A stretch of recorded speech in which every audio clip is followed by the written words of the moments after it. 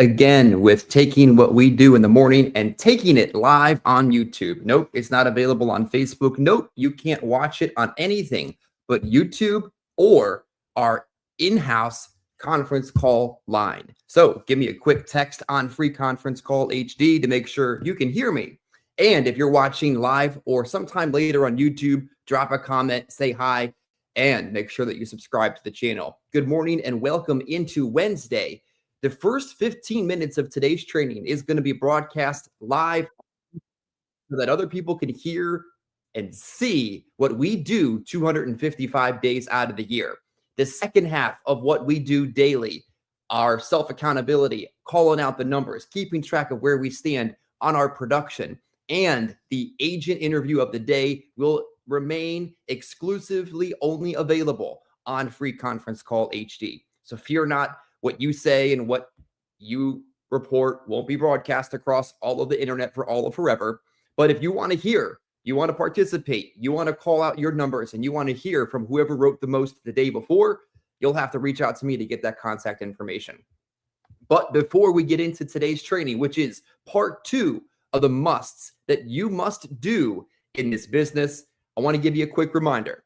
We only have 10 more trainings this year, 10 more opportunities at 9 a.m. Eastern to dial in, listen in, and participate.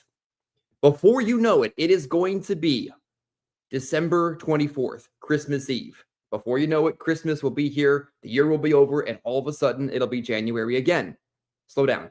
Before you know it, it'll be December 24th, and we will have entered our traditional break period for what we do in the morning, our call. That means the final call of 2025 will be held on December 23rd. But fear not, I have a lineup of special guests that are scheduled to record with me over the course of the next 2 weeks. Individuals that you know of, heard of, look up to, watch, and who have been vetted, experienced agents, agency owners, and know what they're talking about. I'm going to pre-record with them, and their recordings, their trainings, their podcasts, whatever way you want to describe it, will play at 9 a.m. Eastern throughout the course of our traditional break. So if you need the same way to get started every day, it'll be there, just in a slightly different format available for you.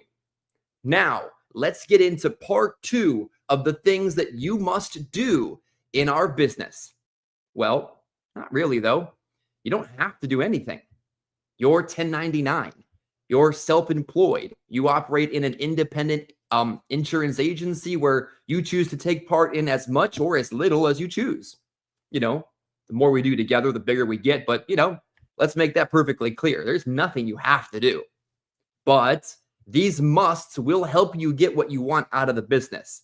And over the course of the ones I have listed today, it's going to speak to the new agent, somebody right there in the middle, just waking up and going to work, and somebody who knows this and does this, but just needs a quick refresher on why this is so important. So the first one I have for you today is you must go into the presentation knowing what you're going to write. I mean, you don't know for sure what you're going to write, but you got to have what you know you're going to do, unless for some reason you can't. You got to go into the home thinking, I'm going to write Baltimore Life. I'm going to write Transamerica, Old American, Security National, or whatever. Why would you do that, though? You want to go into the home removing the variable of, what am I going to do? Because if you remove the variables in the presentation and in the processes of what you do, you're more likely to do it. What am I going to write? Well, I'm going to write this one. Unless I can't write this one, then I'm going to write that one. Just like when you write Medicare plans, you got to have your go-to standard MA. You got to have that give back that works 9 times out of 10. You have to have that elite plan where you know that you just have to have a no copay for a specialist, or your favorite chronic plan, or you get the point. Realistically, when you know what you're going to do when you go into the home, you're going to have that level of assumption that you're going to do something, and then what? Something's going to happen. So the more variables that you remove from your workflow, the more efficient your workflow is going to be. The more you have to think about these kind of things, the less likely you are to take action.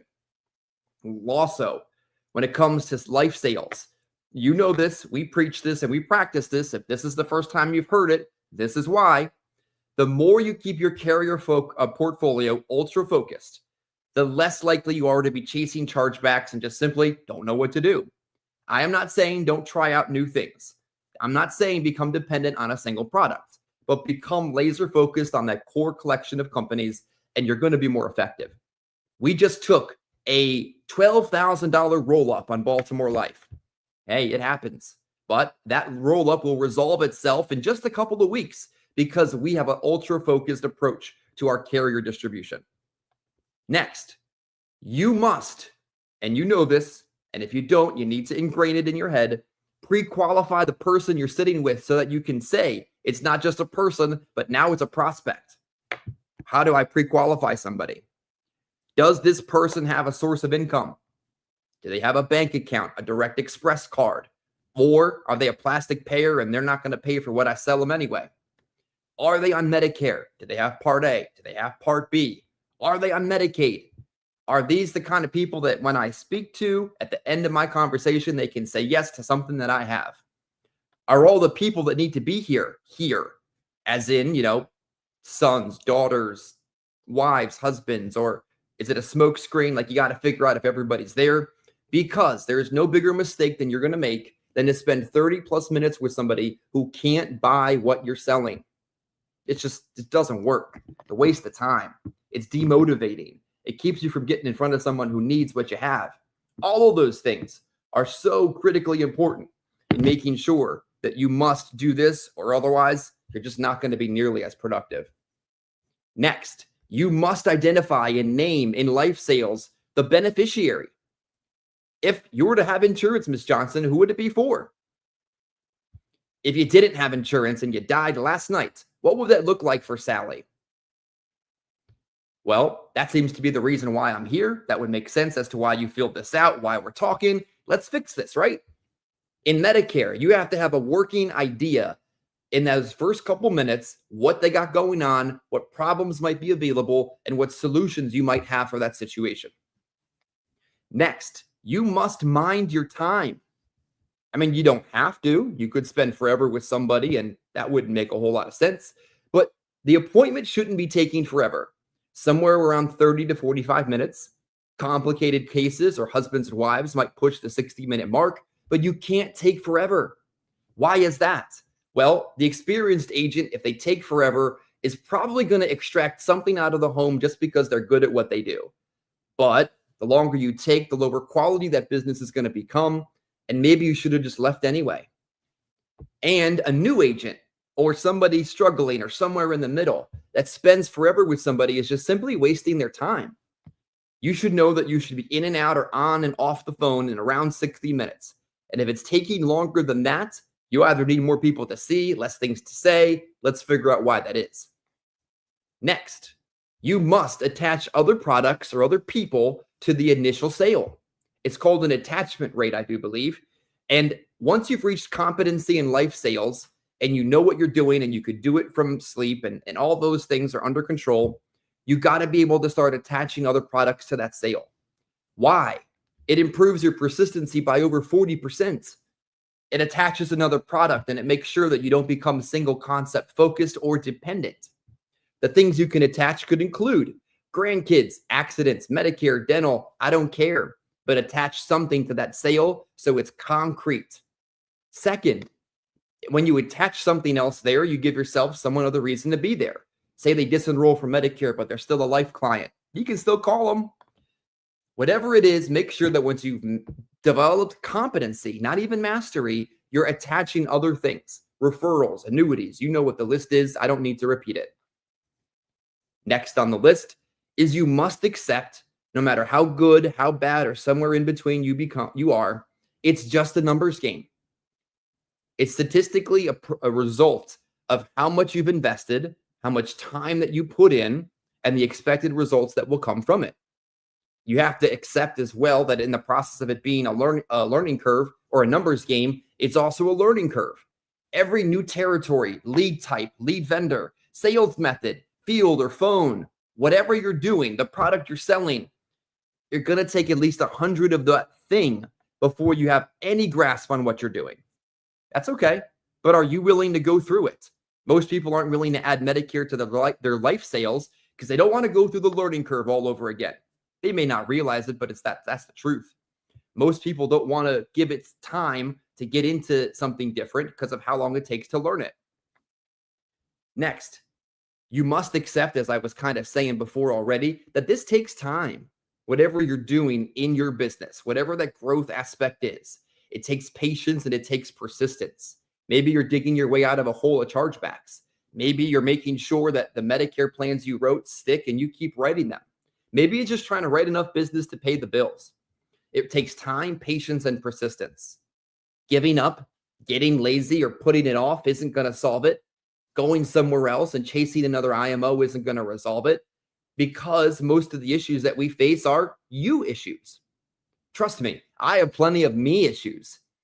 Me issues aren't going to be solved by another IMO, FMO, a home office, a vice president, a lead vendor, or a CRM. They're going to be fixed by me and my commitment to get better. Last but not least, you must have a reason why you're doing this. You don't need a reason why to be an employee, and that's okay. You just show up and you leave and you get paid. You show up, leave, get paid, rinse and repeat. But when you don't have to show up, when everything is optional, when success has no ceiling, when the people you get in front of might be hard to deal with, when the people hang up on you or tell you to blank off, you must have a reason why you're doing this. Just the same way that your prospect needs an emotional reason why they're going to buy from you. If you didn't write enough business and you're saying to yourself that something's just not working, I want more. Why are you there? Why are they going to buy without saying why, like I said yesterday? You individually need an emotional reason why to get started every day, and then a logical reason that carries you forward. If you don't have that, or you've surpassed that, or that is so far in the past that now you need a new one, your homework assignment over the course of this end of the month really should be, in my humble opinion, redefining, rewriting, making it bigger, or writing for the very first time why. And then the logical reasons that carry you forward from there. Things like routine and schedule and such. So as we wrap up this year, remember, you must have a reason why you're doing this. You must accept that that takes time and patience and persistence. You must accept that it's simply a numbers game. If you didn't give a presentation to 3 people yesterday, that's why there wasn't enough production. You must attach other products or people or things to that initial sale. You must take time, but not too much of it in the sale. You must identify who this life insurance is for, or it's not for anything. And you must pre-qualify that person and find out if they can buy what you're selling, or if you need to find somebody else to talk to. Now, remember, if you want to listen in to the back half of our trainings, you want to hear and report what you've done sales-wise, and you want an exclusive opportunity to listen into our Agent of the Day, comment below, reach out to me, and I'll provide you that contact information, because the rest of today's call isn't available for anyone but those of us on Free Conference Call HD. Give me a